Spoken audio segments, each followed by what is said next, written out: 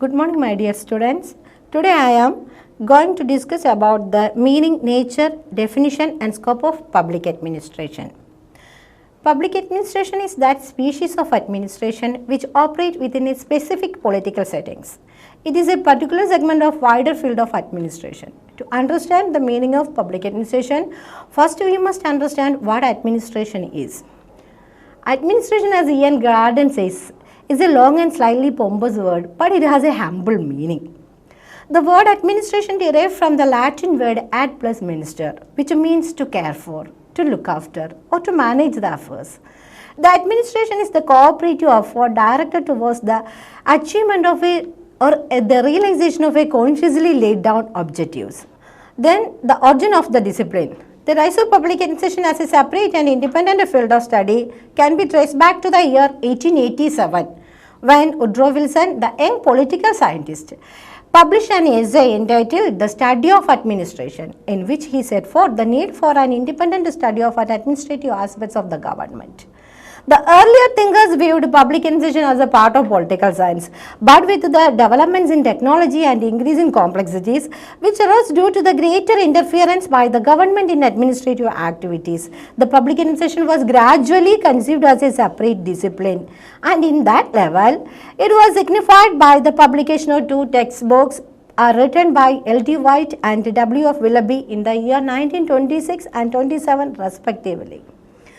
Then the meaning of public administration. When the administration refers to the activities of state and government, central or local, it is called public administration.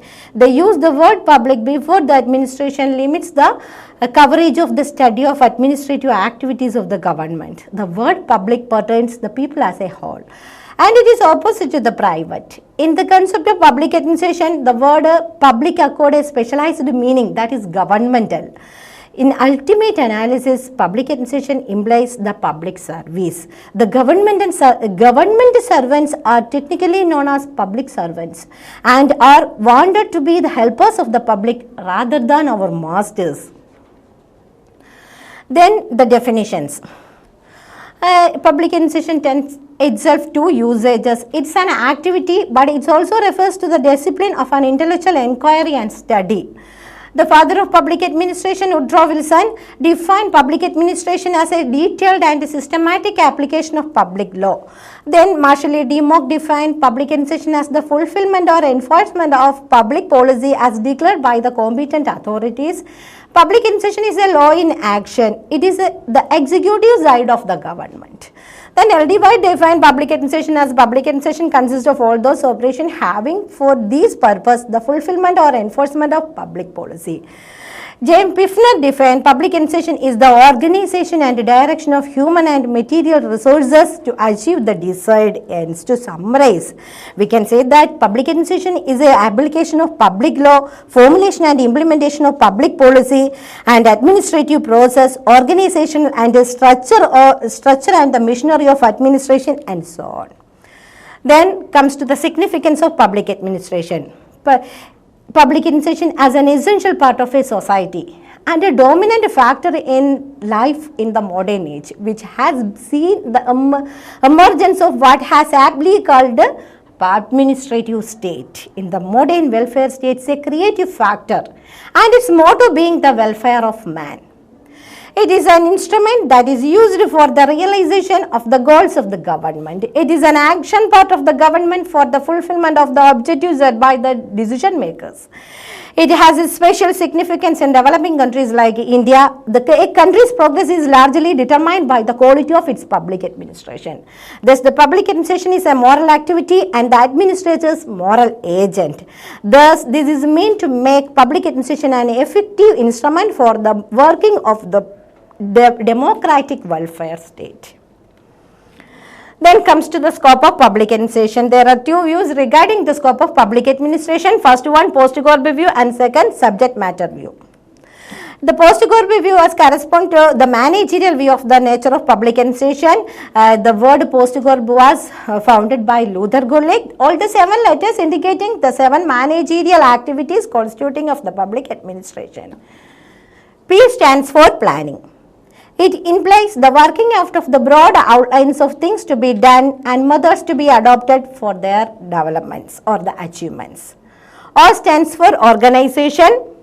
It means the building up the structure of authority for the arrangement into a well-divided subdivision. S stands for staffing. It means appointing suitable personnel for running the administration. D stands for direction. It means issuing of orders and directions for the guidance of the personnel. CO stands for coordination. It means a proper interrelations of various parts of work to avoid chance of overlapping conflicts and wastage. R stands for reporting. It means keeping the superiors and the subordinates well informed. Inspections, research, statistics and records all are collected in a chronological order. B implies budgeting. It means the preparation of estimates of income and expenditure for ensuing year. We can say that the public administration post-corp activities and techniques are common to all field of administration. It is implemented and it is directed and it is applied for the administrative activities of all field of administration.